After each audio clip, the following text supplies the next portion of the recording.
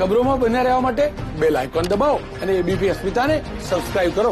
કોરોનાના સંક્રમણને અટકાવવા વડોદરા આરોગ્ય વિભાગની ટીમે ડોર ટુ ડોર સર્વે હાથ ધર્યો છે.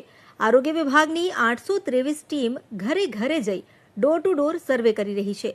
8 દિવસમાં શહેરના 18 લાખ લોકોની તપાસ કરવામાં આવશે. શહેરમાં 18,000થી વધુ કોરોનાના કેસ નોંધાઈ ચૂક્યા છે. અત્યાર સુધી 218 લોકો કોરોનાને કારણે જીવ ગુમાવી ચૂક્યા છે.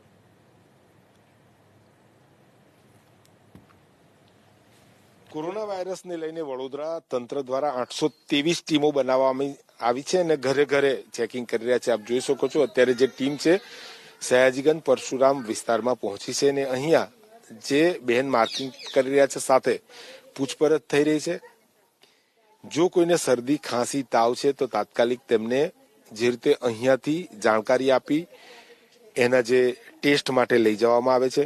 એન્ટીજન ટેસ્ટ કરવામાં આવે છે. રેપિડ ટેસ્ટમાં 10 મિનિટમાં ખબર પણ પડે છે કે વ્યક્તિને કોઈ બીમારી છે કે નહીં અને જો સહેજ પણ શરદી ખાંસી કે એવું છે તો તેની તાત્કાલિક જે સારવાર કરવામાં આવે છે.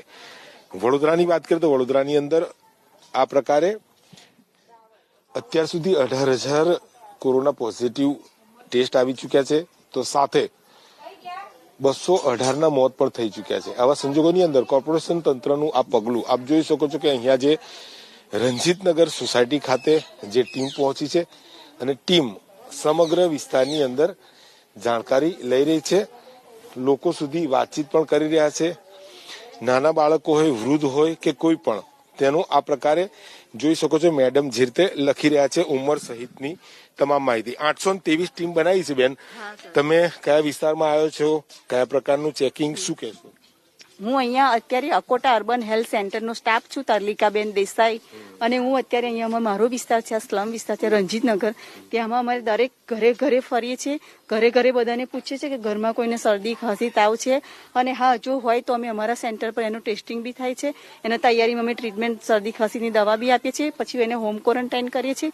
અને અત્યારે અમારું એ જ લક્ષ્ય છે કે અમારે ઘરે ઘરે બધાને શોધવા છે કે ઘરમાં કેટલા બીમાર છે, કોણ શરદી ખાંસી તાવ છે, એ અમારું શોધવાનું અત્યારમાં અમારો મેઇન પર્પઝ એ જ છે અને અમે બધાને શોધી રહ્યા છીએ એ રીતે.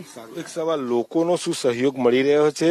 કેમ કે વૃદ્ધથી લઈ અને બાળકો સુધી તમામને તમે પૂછપરછ કરી રહ્યા છો. હા સર, અમુક સારા વ્યક્તિ હોય છે તો સારું સપોર્ટ હાલે છે. અમુકના જવાબ એવા બી હોય છે કે ચલો દરરોજ શું નીકળી જાઓ છો બધા ઘરે ઘરે, ચાલો જાઓ નીકળો, એવું બી કે છે સર.